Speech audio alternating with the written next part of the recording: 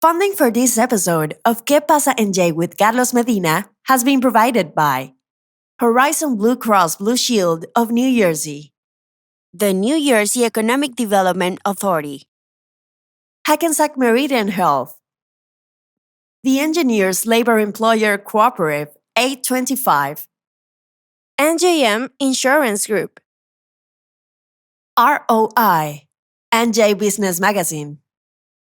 Welcome back. It's September, and I hope you had a fun time at the Jersey Shore and got the kids ready for school. Today, we have an inspiring group of guests. Citi Medina, CEO of Equal Space, who empowers underserved entrepreneurs and leads high-profile marketing campaigns.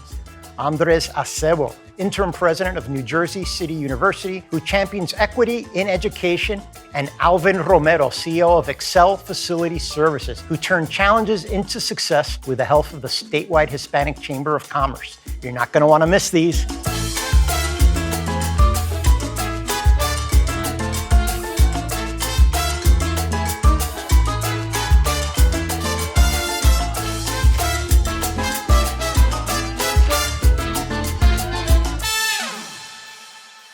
Our first guest, Citi Medina, is the creative strategist and co-founder and CEO of Equal Space, a leading incubator in Newark that supports founders of color, LGBTQ+-led startups, and women-led ventures. Citi also works closely with the New Jersey Statewide Hispanic Chamber of Commerce and the Pride Chamber of Commerce. Welcome to Que Pasa, Citi. Thanks for having me, brother. Thanks for having me. I'm excited. Tell me a little bit about your family's journey from Puerto Rico.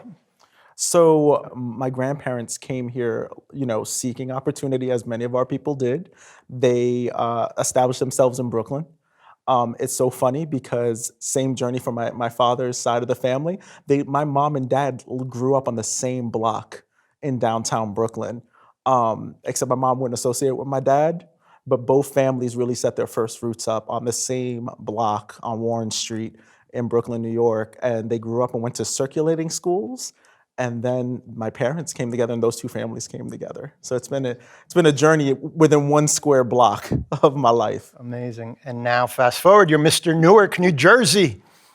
Listen, I always say I'm born in Brooklyn, made in Newark. That I never forget my Brooklyn roots. But yeah, I've been in Newark 13 plus years now, man. I remember a panel maybe 12 years ago that you and I were on with Reverend Jackson. Yes. Jackson. Yeah. That's correct. Yeah, that was it just came to me and you on the panel. That was a while ago. That was super dope. Yeah, and we were talking about diversity, and we were talking about inclusion, and the same things we're doing now. So what made you fall in love with the city of Newark? So for me, Newark was the opportunity to contribute to a city and also to counter what I had experienced in Brooklyn. So I was in Brooklyn when I, graduated and so forth, and it was really experiencing gentrification in a hard way. I was seeing, abuelas kicked out of their apartments that had been there for generations. I had just seen a shifting of our city and a taking over of it, of that downtown corridor I grew up in, which was heavily Latin, heavily Black. And Newark, for me, when it was presented to me by the administration and by Cory Booker to come in and do digital strategy, I was like, wow, we can really create economic tools and really dig in on providing opportunity to Newarkers to stay in the city they love, rebuild in the city, and then welcoming new companies in an intentional way that allowed them to understand that they weren't going to come and take, they had to be able to give. So like even, the 20 to 30% set aside for residential, the corporate citizenry that Audible has brought to Newark. There's such an intentional way these companies know they have to come into the city. I think it had to start with administration. I think it had to start with Cory and then into Raz. Mayor Baraka is also very community driven.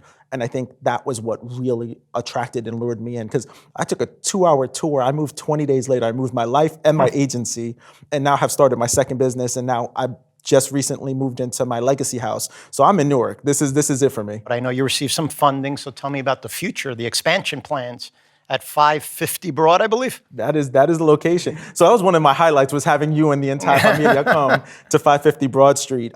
So we have partnered with Audible and we've received a part of the Startup Attraction Program. So the Startup Attraction Program gives its recipients $250,000 in non-dilutive capital, and also the mentorship and ambassadorship of Audible. And I call Audible a waymaker because that led us to being able to partner with Wells Fargo. Wells Fargo endowed us $500,000 in that they understood the vision of creating an innovation hub. And so 550 Broad Street is our tech and innovation campus, but it's going to allow us to really kind of triple down on what we do in Newark. So we're going to be 50,000 square feet with an event space inside, breakout rooms, convening conference spaces, boardrooms, a production studio, and podcast studios. It's really going to be a honeycomb of services and spaces that people can take advantage of to grow their businesses or to convene in Newark. So it's really how do we bring more people into the city to see what we're doing. We were also very fortunate to receive a $2 million grant from the NJEDA. And we're very grateful to Tim Sullivan and Ty Cooper, who see what is needed in Newark and believe in our 9 years of work in doing this to help us expand. When you're trying to do something of scale and you're a person of color, a founder of color, you really need the partners at the table who believe in the vision, but also can see the opportunity to do the work. It's been over 2 years of pushing and making it happen. And so the full facility opens up next year, and we've opened our first floor in January of this year. How are you reacting to the media and just the sentiment in this country against DEI programs, especially in light of the fact that you're an equal space open to diverse women, LGBTQ? You're really trying to help people of color, all diverse folks, and you have this society pushing back on these very programs that you're trying to start and support. So, I love to differentiate. I think we're in a very politically tense time in America, not that it's new to us. I believe old regimes are pushing back over the progress we have made over the last, 5 years of really making things move forward. And I believe DEI is just an excuse to disarm, talent-rich and oftentimes those who aren't given opportunity. For me, what Equal Space represents is a balancing of opportunity. And that's why we call ourselves Space, because it's not just taking an office, you're also given a community to rally behind you, regardless of where you come from. I think everyone wants community and everyone wants to feel seen and heard. So the attacks recently for me have made us actually catapult our messaging forward. We have to double down in these moments. We can't lose ground, and we can't allow those who have prejudice to overcome what makes this country great, which is the diversity of voices and backgrounds and countries that we come from. You've given a lot of good advice, but give us one last piece of advice. So for me, it always comes down to you're worth more than the price you put. And you have to give yourself those affirmations every day of what you know you're worth. Because you're going to go outside of your family, you're going to go outside of your academic circles, and you may get no's. And I believe those no's are there for the moment, but the yes is right around the corner. It really is a tough terrain. No matter what we choose, you just have to make sure that you've got your inner self locked in your inner space. And so that's what I tell all of our members. That's what I want to tell everybody going into this entrepreneurship game. Great. Thank you for joining Pasa. Oh, thank you for having me.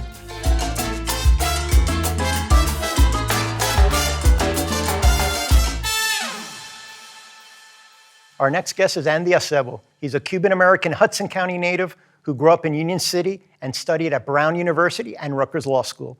Today, he's the interim president at New Jersey City University. Welcome to Pasa. Welcome back to Thank you for having me. Thank you. Law school. Yes. Practicing attorney. You make super lawyer list, rising star list, every list you could come up with, right? And then you make the switch to academia. Tell me about how and why. Yeah, I think it's not unlike the story that is very common and prevalent in our community. Journeys and life journeys at that are not linear. Being able to really take advantage with intention about the opportunities that I've been afforded, that only a generation ago was denied to my family, is something that has moved me. And so when a unique opportunity emerges to be of service, and lightning striking the way it does, that you can be of service to the very community that shaped you and raised you, it's really hard to not feel like that's an assignment that you have to do right by. Every single day on our campus, there are students whose life stories are not that dissimilar of mine. Many of them are doing something incredibly noble, which is chasing what my mom calls ese papelito, that piece of paper for opportunity that is a game changer, right? It's generational changing. And that's something that, a title will never do service to or fully honor, but the responsibility is one that I'll spend the rest of my life trying to be worthy of. Tell me about your family or Cuban exiles, how that journey and just their stories, right? The Cuban people, they love to sit, have food and tell stories and oftentimes commiserate about the tough journey. So tell me about that tough journey, how that has hardened your resolve and equipped you to have this position in Hudson County, an institution that's an anchor in Hudson County. I will say that I'm the beneficiary of a lot of love and a lot of reward from other people's sacrifice and struggle. That's been my inheritance in real time and in real life. Both my parents' journey and that of my abuelos has been one that I feel like I've had an obligation to honor. Just a couple of weeks ago marked 60 years since my dad came on a raft to this country. I have the compass that he used to come to this country in my office. My mom separated from her older sisters and the freedom flights that ultimately reuniting here in the United States in South Florida. All those stories of quiet indignities that have to be endured, the snickers that a pronounced accent sometimes invites, and people's promise being denied to them, that hardens you. It made me an advocate from an earlier age. My mom teases me that I wanted to be a lawyer before I even knew what that meant. She says that it's because I'd like to pelear, right? And so I've been the beneficiary of that quiet struggle and sacrifice.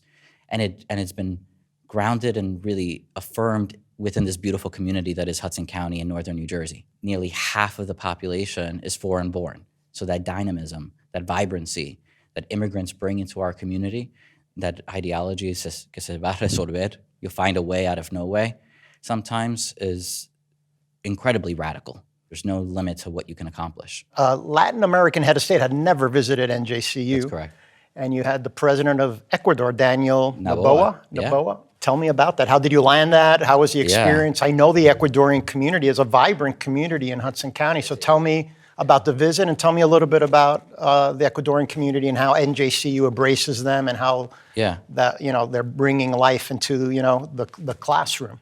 So I think, look, the Ecuadorian community, like many communities in our in this area, is incredibly vibrant. It's a beautiful community, one that has been plagued by kind of the upheaval, right, of uncertainty in their country, and they bring with them what I talked about earlier, that ideology que se va a resolver. You're going to make something better out of yourself. And they contribute to our, not just our economy, but our culture in really vibrant ways. That relationship came about because of intention of partnering with about 17 Latin American consulates. NJCU is one of the state's oldest Hispanic serving institutions. Over 50% of our students identify as Latino, Latina, Latinx. That dynamism, again, bottling that, but being tethered to community was incredibly important. And so how does that translate? How does that kind of get realized in real time? Well, you do so by opening the schoolhouse gates, right, to the community. And it also just worked out nice when you can host the youngest democratically elected foreign leader. And for at least a day, no one was talking about how I was the youngest. ROINJ, which is a partner of the show, they had a higher education list and you were number one. Tom Bergeron, the publisher, one of the reasons he gave was the financial stability that you're bringing to the university. So tell me how it feels to be number one and tell me the struggle of bringing, policies and procedures in place to fix the house that you inherited. I think, it's humbling to be very, very candid. I certainly did a double take when I looked at that list and I was like, they're talking about me. But recognizing that it was more of a reflection of the community that I'm privileged to be at the helm of and the people that are rowing who don't get the privilege, Carlos, of being Pasa with you here today, who are really doing the hard work of really emulating the resiliency of our community and our students, to being shepherds of that community. That was validated in that recognition. I'm very, very proud of how we've led, of bringing distinct factions on our campus and in our community together to really talk and center our students and our community in very profound and deliberate ways has been beautiful. And so it was a validator of the work. Amidst crises, right, character is revealed, and the character of our community has been centered in every way imaginable. It hasn't just been about the outcomes, it's been about the process. Making sure that people feel seen and heard and valued has been incredibly important to me. Everyone from the housekeeping staff member to the janitor to the tenured faculty member plays an incredibly important role in manifesting in real time these beautiful stories of resilience. That was the ultimate validator. And to center that has been the honor of a lifetime. I have a controversial question to ask you now. I know you've traveled the entire United States, and as a proud Cuban American, where has the best Cuban sandwich been that you've tasted? La Pola. It was recently voted the best Cuban sandwich in the United States. It was, yes. right. That's in Union City, La Pola? West New York, I West believe. New York. Yeah. Sorry, Albio series. West New York, New Jersey, La Pola. Yeah, the center of the universe, right? So great Cuban sandwiches, but nothing beats abuela's picadillo, arroz blanco, frijoles negro, with those thinly sliced bananas. That's comfort food. I love it. I love it. Thank you for joining us. Thank Thanks you for sharing your story. And Thank you so much, Carlos.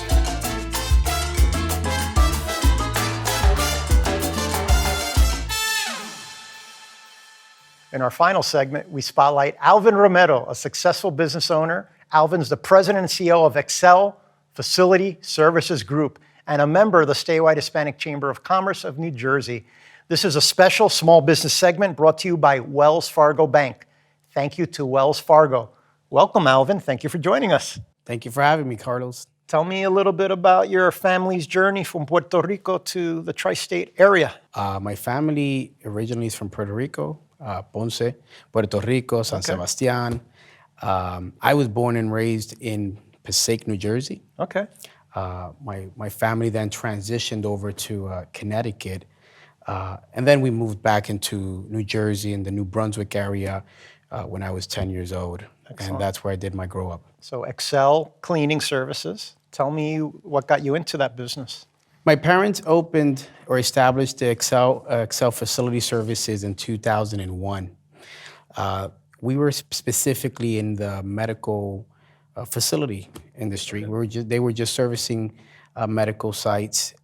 They only had about 20 employees at the time. I was that kid that would go with their parents and clean sometimes and change toilet rolls and do a little scrubbing and buffing here and there. But in 2007, they got an opportunity to be able to service a national retail store, one, which was at the time, well, it still is, IKEA stores. Mm-hmm. They got a very good opportunity to pick up a dish room contract at the store. So if you're familiar with IKEA, they have a restaurant, so they actually staff the dish room with dishwashers, right? So that's an outside company, that's an outsourced service. So they got an opportunity to do that service, and I got involved. But when I got involved, I noticed I was working 2 to 3 full-time jobs, because now I'm running this dish room from 8 a.m. to 10 p.m. at night, and working full-time at Madison, New Jersey for a company out there. It was interesting for me because I started liking working with people, managing folks, creating opportunities for the folks, which is part of my passion. So I said, hey, if we could do this here, we could do this at IKEA Elizabeth. So I did a call to IKEA Elizabeth, and 4 or 5 months later, we were at IKEA Elizabeth doing the same service. I decided to put in a 30-day notice at the company that I was working for, which was an amazing company. And since 2007, this is what I've been doing. I've partnered up with different national companies. We started off about 40 employees. We're up to about 350 W-2 employees and a network of about 100 different subcontractors throughout the country. We service 21 states at the present moment. And our current and latest state that we started providing services is in the state of Wyoming and Montana. Tell me a little bit about the statewide Hispanic Chamber. I know they've had webinars, training, entrepreneurship training series, some sponsored by Wells Fargo. How have that benefited? How has a chamber, specifically the Hispanic Chamber, benefited your organization? Yeah, and by the way, thank you for everything that the chamber does, Carlos, and yourself for the community and for the businesses that are members to the chamber. I want to say that I came across a Chamber of Commerce, statewide Hispanic Chamber of Commerce in about 2017. We became members, participated with different programs that the chamber has to offer for different entrepreneurs and different trades. And we've benefited just by engaging with the community, engaging with different companies and different business owners and entrepreneurs. One of the benefits that we did get in one of the events that we sponsored, we were introduced to one of our good clients here in the state of New Jersey, which is PSE&G. And currently, we actually service every PSE&G building in the state of New Jersey. That's great. So we provide the services for them. We have a very good partnership with them and a very good relationship with them. We've been servicing them for about 4.5 years right now. But it's a great benefit, just partnering up with the statewide Chamber of Commerce, being in the events and the different programs that you have to offer. I know you're very religious, and you also very much believe in commitment, care for your employees. You treat them like family is one of the phrases I've heard in the past. 350 employees is a lot of attitudes, there's a lot of different characters, personalities. How do you balance that, and how do you have your team mirror your passion, your commitment, your trustworthiness? How do you embolden those 350 employees to follow your lead? It's really what our company, the core values of our company, how we have it in our website and in our social media, is trust, care, commitment. I was sharing with someone earlier. It doesn't matter who it is, your significant other. You can't have a successful relationship if there's not trust, care, and commitment, right? So we like to invest into our team. We like to do these conferences and these trainings, provide them with the equipment and process and tools and education to understand that we're here for you. Creating job opportunities, it's part of my passion. When my biological father passed away when I was 6, my mother had 3 cleaning jobs at the time in Bridgeport, Connecticut. So cleaning is personal for me. Take it serious, but I also look at it, we're servicing a number of enterprise companies, a number of essential firms throughout the country. It's personal for me. My mom would work it to make, I don't know, $500-600 a week at the time, which probably was a lot of money at the time. But that was 3 jobs, so it's personal for me. And when I think about what we do as far as treating our team as family, I go back to those days. How many people use this type of industry and this type of job as a stepstone job? How many people use it to just get by school or to supplement income? So it's all about attitude. How you treat your people is the positive result you're gonna have for your customers. That's amazing. One thing I respect about you, Alvin, is I remember you at the chamber starting out, looking for capital to expand your business at the time, but you've always paid it back and paid it forward. So now that you're doing very well, you're sponsoring events which enable younger members and entrepreneurs to benefit from free programming. So I'll publicly thank you for paying it forward. It's important. Some folks will take the classes, will benefit, and we'll never hear from them again at the chamber. But folks like you are making sure that you appreciate what you did, and you want to make sure you multiply that by paying it forward to other young entrepreneurs that are starting out. So thank you for that. And what words of advice would you give to some of our entrepreneurial viewers that are nervous? They just don't know what they want to do. They maybe want to quit their job and start their journey, seeing that you did and you were successful. But what else would you tell them to guide them on their path? Absolutely. Persistence, and identify your passion. Identify what really gives you your drive to wake up every day and do what you do. I love what I do, Carlos. I'm passionate about what I do. But it's about the passion that you have about being able to know we're providing families, opportunities, food. Identify your passion. Don't let just money be your passion. Stay persistent. Find yourself a business mentor. Educate yourself on what you're doing, because business is a fun journey, but it's also, you don't want to build temporarily, you want to build permanently. Thank you for coming and telling your story. It's very inspirational, Alvin. Thank you for having me, Carlos. Thanks again to Wells Fargo, who is the sponsor for our small business segment. We're now going to show a short clip from the statewide Hispanic Chamber of Commerce's Feria de Negocio, an event that had 1,000 folks visit in the Pines Manor in Edison, New Jersey. Check it out. Welcome to the Hispanic Business Expo. This is always one of my favorite events. It's always good to be at the Pines Manor. Up to 1,000 people are going to be here today. That was a really great afternoon, and I want to thank the members of the Latino caucus who showed up to support the event. And thank you for joining us again for another great episode. And remember to check us out on social media, and we air the second Saturday of the month. Check us out.